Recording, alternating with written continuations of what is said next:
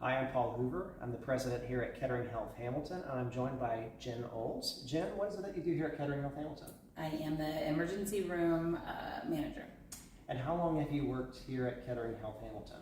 Since 2011. 2011. And you're a nurse? I am. All right. And Yep. where did you go to school at? I went to UC. Okay. Yep. So when you were going to UC and you said, I'm going to be a nurse, did you think that you would be a leader of a department or of an area?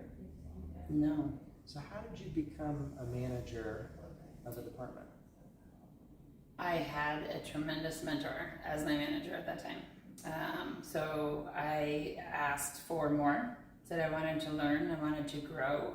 That was one of her specialties, was asking her charge nurses. So I climbed the ladder from staff nurse on nights to clinical coordinator to day shift.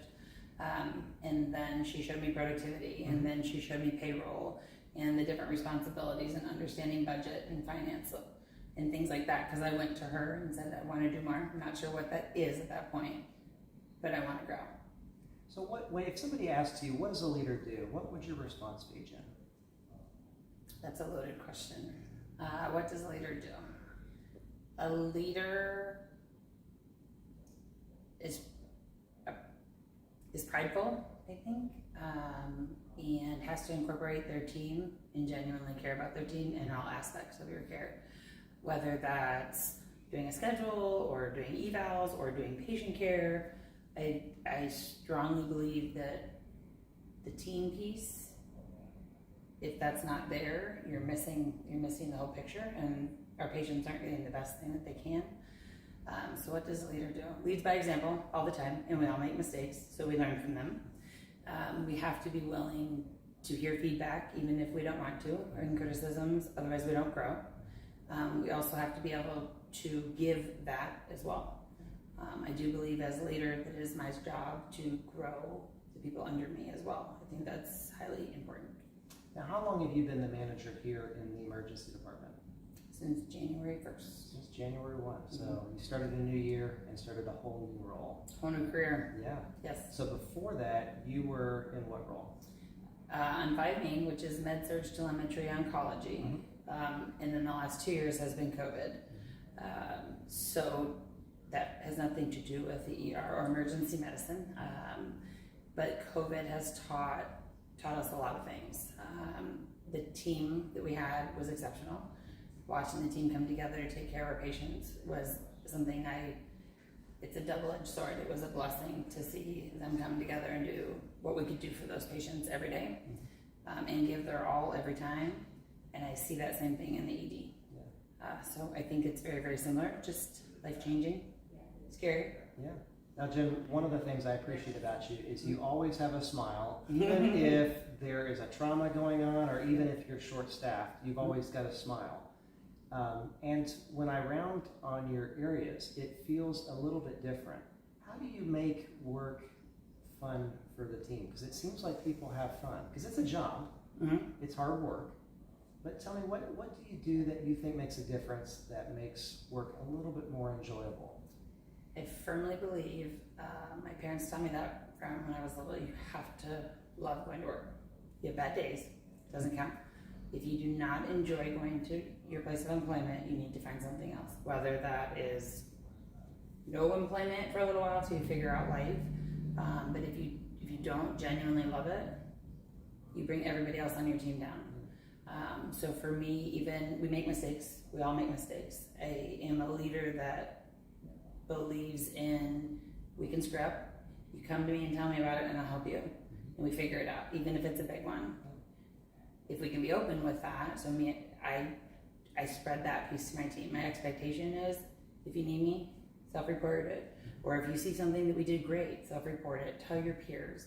I pride myself in really engaging the team, in always trying to be the better person, for lack of a better term. So even if you're frustrated, and we all have opportunities to work on that, myself included, you have a day.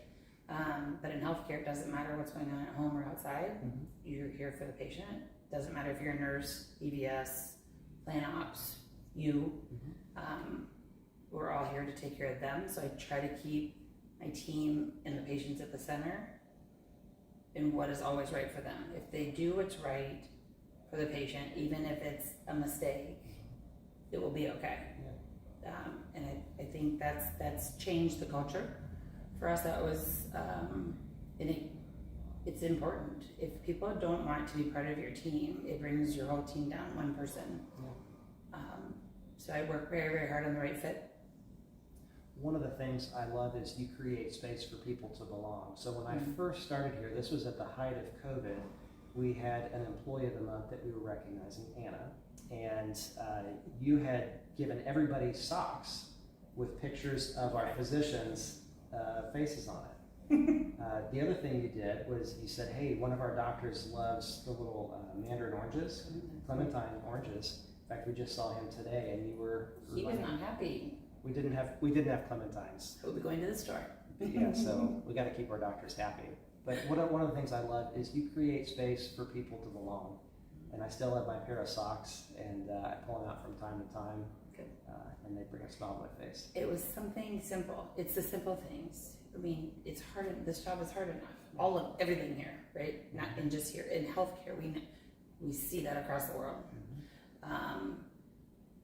But if we look at what is the best thing for the patient, so if your caregiver is having a bad day, if a pair of silly socks or your socks tucked into your scrub pants for COVID makes your COVID patients laugh, it was worth it. Yeah. That's what started it.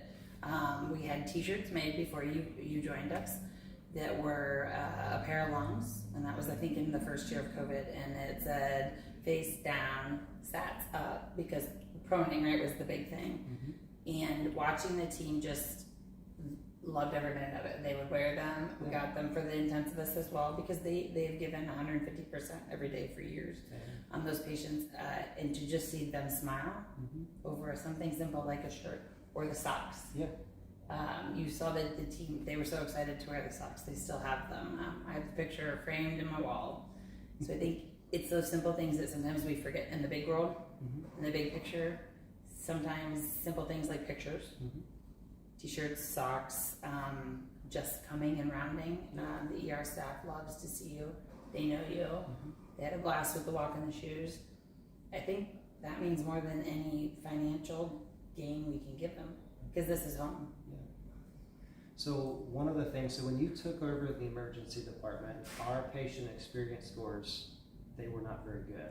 I think we had 0 of 8 in the top quartile. So we've set a high bar that we want our patient experience goals to be in the top quartile against all other emergency departments. So for last month, what were our patient experience scores? We met all 8 domains. So 8 of 8, top quartile. And to what do you attribute that remarkable turnaround? Because it's only been 5 months. So it's May, and January is when you started. In January it was a 0. We were not good in January. I was like, is this my fault? No. I think the relationship between the physicians and the staff and the ED is something I've never experienced. Actually, I did experience it. I experienced it when we were full COVID with the intensivist group.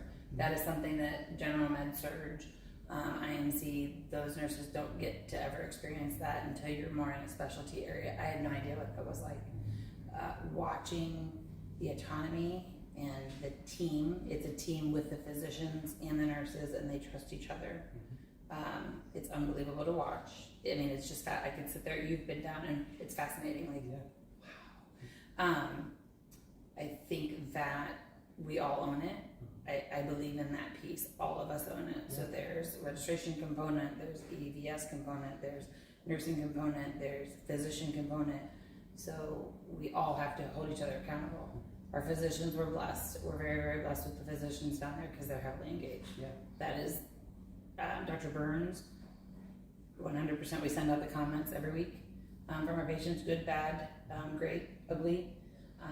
And I make sure the physicians get it and make sure the staff can read them and you can watch them. If there's some that wasn't one that they would like to read, their feelings are hurt.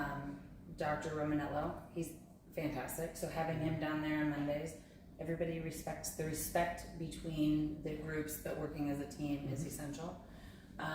And we always have opportunity But I think when you're physicians and everybody builds a culture of we're here for all the same thing and we enjoy coming there and there is fun. If you can't have a little bit of fun, sometimes we have too much fun. If you can't have a little bit of fun, you're not laughing. What's life? And your patients aren't laughing either.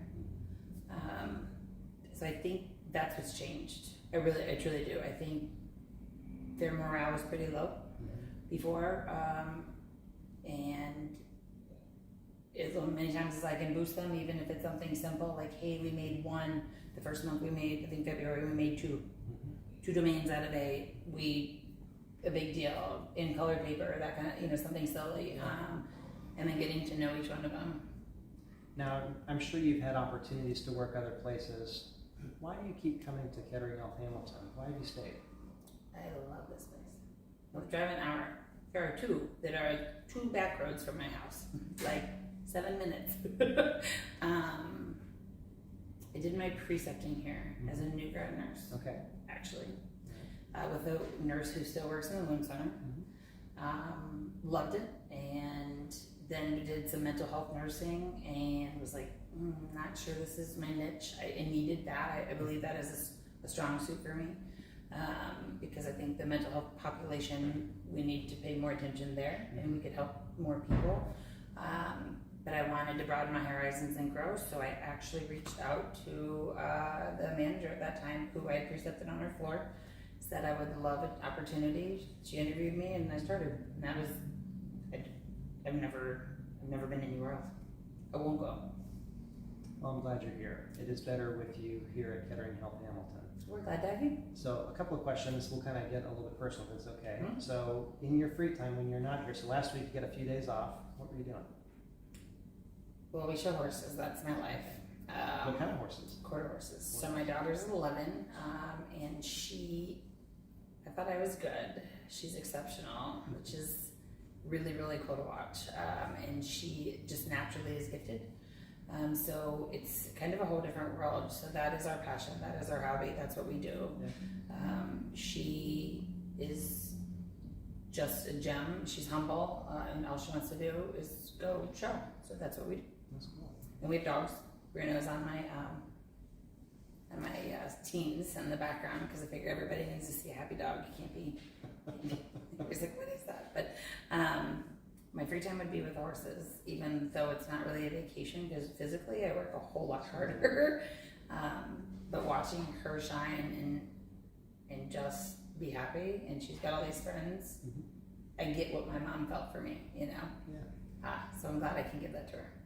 When you think about what it means to bring your best to work or to be your best, what comes to mind, Jen? Be your best would be no matter everybody has life. Everybody has hardships. Everybody has whatever. It's different we all know that, right? Bringing your best is, you got to be able to put that behind you for 12 hours, 15 hours, 18, it doesn't matter. When you walk in the door and you can see the little, I think of first patient you see, right? Think of the one that you told me about. All he wanted was somebody to talk to him. So if you bring your best, you genuinely care about that individual. So you sit down and you talk to him. And I think that's the best you can be. I mean, even if we don't get to give him the answers we want to give, but certainly acknowledging him as a human, him or her, or a child, whichever. It doesn't matter what you're here for. We don't get to judge. It doesn't matter right or wrong, or what you did or didn't do. We still treat you, and we should be treating everybody the same. So I think that's bringing your best. Because if you lead with that, the rest will follow. Well, Jen, the work that you do is really important. We get to welcome new life into this world. When the new life comes in the emergency department, a little bit scary. But we also get third floor, right? So we get to welcome new life into this world, and we sometimes hold the hands of those when life ebbs away. But it's the way that we treat people and the way you treat people that makes Kettering Health Hamilton just a truly remarkable place. So Jen, thanks for being here. Yeah. So Jen doesn't know this now. We've got a couple of rapid fire questions we're going to ask. So these are real tough ones. Wait, I have to go back real quick. Yeah. So thank you. But I also need to thank the team. The teams that I've had, the teams on 5 Main, I would not have been successful without that group. No. Without being sappy and crying. And I didn't know the ED team as well. Obviously, 5 months. They're an exceptional group. They are, I mean, to watch them and to see their skill set is, I just can watch. You watch the one day we watch. I've been very, very blessed with good, very, very good people who care. And they're there for the right reason. So I don't, I appreciate that piece, but they, if it wasn't for them, I wouldn't have been successful. A team is what matters, and you've built a great team. So we're going to lighten the mood a little bit. Okay, good. You ready? Yeah. So just fast answers. Just fast answers. So you ready? Yeah. Favorite food? Pizza. Breakfast cereal or waffles? Breakfast cereal. Okay. What kind? Oh, Captain Crunch. All right. Favorite TV show? Oh, that's a hard one. I don't watch much TV. I do not watch the news. Just put that out there. So that's a no. I don't watch politics. That's a no. So anything that is entertaining. Okay. Vacation, hot or cold? Horse show. Horse show. Doesn't matter. Doesn't matter. We go to horse show in January. So we go to Oklahoma in August. Doesn't matter to me. Saturday night, what's on the dinner table? Depending on which restaurant we're at a horse show. This is bad. Like, What kind of restaurant do you look for? usually like an O'Charlie's type of a, where you have a variety, so you get a salad, or if other people want to get more of a bar foodie type thing. If we're home, we like to grill a lot. Love to grill. I like to bake. Chicken or steak? Oh, no, steak. With the sous vide. That's my favorite. Good choice. Mm-hmm. All right.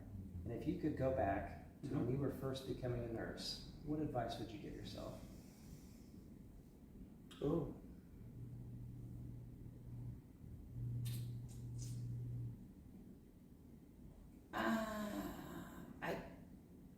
That's hard. That's not a rapid fire. That's a hard one. What advice would I give myself? I think things it took me a long time to learn is you have your expectations as a caregiver and in life, right? I'm very, very motivated. I expect people to work. I struggle with people that don't have as much work ethic as I do. That's hard for me to wrap my head around. So the advice would be is always learning to listen and see other people's sides before bringing, hey, I think it's this way. That's taken a long time. That's one of my growth, right? I'd rather say, well, I think we should do this. And that's hard. Then you're very passionate about your patients. So then that also has that play in that. So I think listening for me would have been my biggest advice. I was not, I didn't know everything. I asked a whole lot of questions. And I was blessed with preceptors that are still here, which is fun. But I think listening with your eyes wide open is probably the best, because then you can get tunnel vision into, we want it this way because this is what we're used to. And change is a good thing.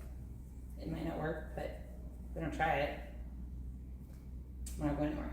Well, Jen, thank you for taking time to sit down. Thank you for the work that you're doing with your team. And it is just an absolute pleasure to serve alongside you here at Kettering Health Hamilton. Thank you for having me. And we're glad to see you down in the ED. Come and visit anytime, Yeah. but just tour. Don't get sick. But if you do, we've got a good team who will take great care of We you. will take care of you.